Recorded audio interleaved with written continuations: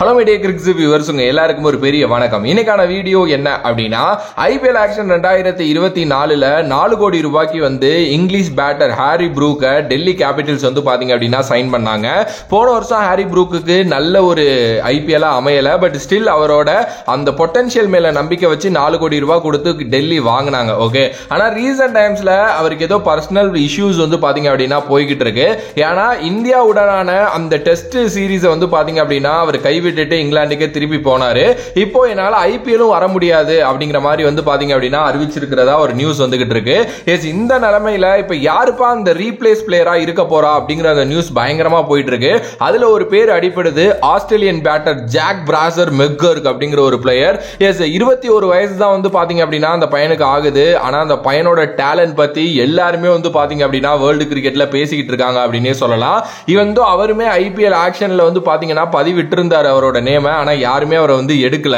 அவருக்கு 21 வயசு தான் ஆகுது. இப்போ பிப்ரவரி மாசம் வந்து பாத்தீங்க அப்படின்னா ஆஸ்திரேலியாக்காக டெபியூ ஆனார் அவரு. அண்ட் ஒரு மேட்ச் வந்து பாத்தீங்க அப்படின்னா நல்லாவும் வந்து பாத்தீங்க அப்படின்னா விளையாண்டார் அப்படின்னு வந்து சொல்லலாம். என்ன மேட்டர் அப்படின்னா, அவர் வந்து ஒரு ஒன் டே மேட்ச் டொமஸ்டிக் மேட்ச்லங்க, அதுல வந்து பாத்தீங்க அப்படின்னா செம்ம சூப்பரா ஆடி கம்மி பால்லே வந்து பாத்தீங்க அப்படின்னா அவர் வந்து ஒரு செஞ்சுரி ஒன்னு அடிச்சாரு.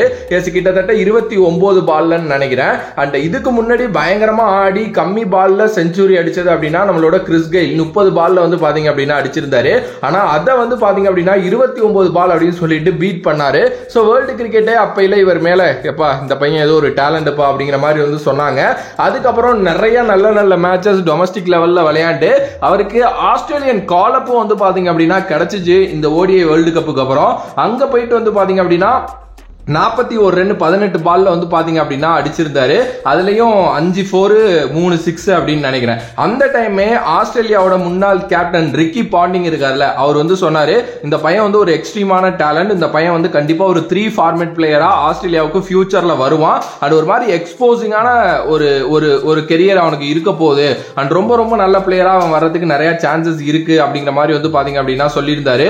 அதே நேரத்துல அவரோட அந்த டெவலப்மெண்ட்லயும் வந்து பாத்தீங்கன்னா நிறைய அவர் வந்து காட்டியிருக்காரு அப்படிங்கிற மாதிரி கூட அவர் நிறைய பேசியிருந்தாரு. சோ ரிக்கி பாண்டிங் அப்ப அவ்வளவு பேசினப்பே நம்ம யோசிச்சிருக்கணும் அவர் மேல ஒரு கண்ணு வச்சிருக்காரு அப்படின்னு சொல்லிட்டு. இப்ப டெல்லி கேபிட்டல்ஸுக்கும் ரிக்கி பாண்டிங் தான் வந்து கோச், நம்ம எல்லாருக்குமே தெரியும். ரிஷப் பண்ட் வேற இப்ப திருப்பி வர்றாரு. சோ எல்லாருமே கலந்து பேசி மேபி வந்து பாத்தீங்க அப்படின்னா இவரை எடுக்கிறதுக்கு நிறைய சான்சஸ் இருக்குங்கிற நியூஸஸ் வந்து பாத்தீங்க அப்படின்னா போயிட்டு இருக்கு. பார்க்கலாம், இன்கேஸ் எடுத்தாங்க அப்படின்னா டெஃபினெட்லி இவரை விளையாட வைப்பாங்க. ஏன்னா ஹாரி ப்ரூக் பிளேயிங் லெவல்ல விளையாடுற கேட்டகரியில தான் வந்து இருக்காரு. ஆனா இப்ப அவர் இல்லங்கிற பட்சத்துல இவரை எடுத்து விளையாட விட்டாங்க அப்படின்னா கண்டிப்பா நல்லா விளையாண்டாருன்னா ஐபிஎலுக்கு இன்னொரு சூப்பர் ஸ்டாரை உருவாக்கி கொடுத்த ஒரு பெருமை ரிக்கி பாண்டிங்க்கு அமையும். பார்க்கலாம் என்ன நடக்க போகுது அப்படின்னு சொல்லிட்டு. நீங்க இந்த பிளேயர் பத்தி கேள்விப்பட்டிருக்கீங்களா? உங்களோட கருத்து என்ன அப்படின்ட்டு மறக்காம கமெண்ட் பாக்ஸ்ல கமெண்ட் பண்ணுங்க. If you like the video please like, share and subscribe to நம்மளோட கிரிக்ஸிப் சேனல்.